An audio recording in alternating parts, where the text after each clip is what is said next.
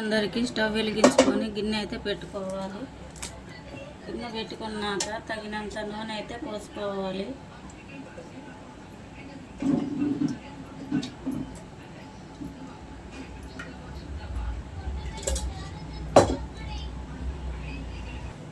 నూనె వేడయింది. జీలకర్ర, పోపు గింజలు, పసుపు వేసుకుందాం.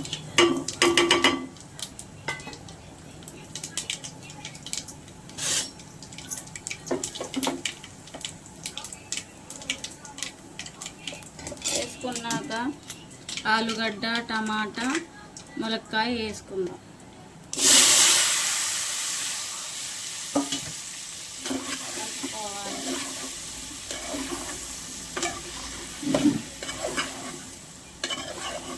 ఇది మిక్స్డ్ కర్రీ అండి, మీరు కూడా నాలాగా ట్రై చేయండి. అలాగే ఒక 5 నిమిషాలు ఉంచేసుకుందాం, ఎందుకంటే ఇప్పుడే కదా వేసుకుంది, అవి మగ్గిపోవాలి. మూత తీసి కలుపుకుందామండి. అలాగే బాగా మగ్గిపోయాయి. కొద్దిగంత అల్లం వేసుకుందాం.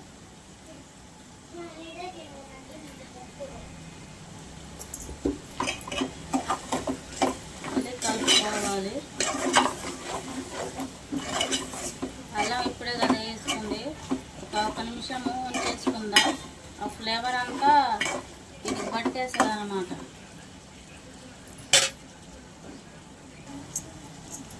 అయిపోయిందండి. అలాగే ఒక స్పూను కారం వేసుకుందాం.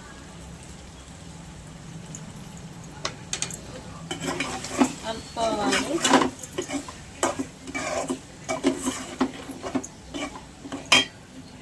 అలాగే చింతపండు రసము వేసుకుందాం.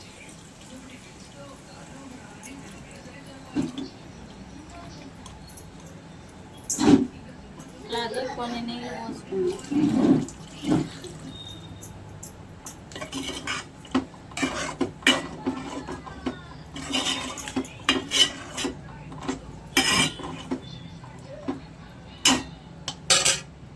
అలాగే ఎగ్స్ కూడా వేసుకుందాం.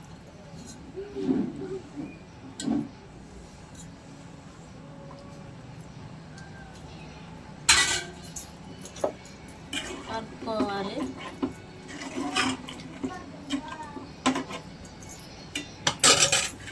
మూత పెట్టేసుకొని ఒక 5 నిమిషాలు ఉంచేసుకుందాం. ములక్కాయ, టమాటా, ఆలుగడ్డ, ఎగ్ అండి కర్రీ రెడీ అండి. మీరు కూడా నాలాగా ట్రై చేయండి. ఎమ్మీ చాలా టేస్టీగా ఉంటుంది. వంటల కోసం మళ్ళీ కామెంట్ పెట్టండి, మీకు ఏ వంట కావాలో. ఉంటా మరి, బాయ్.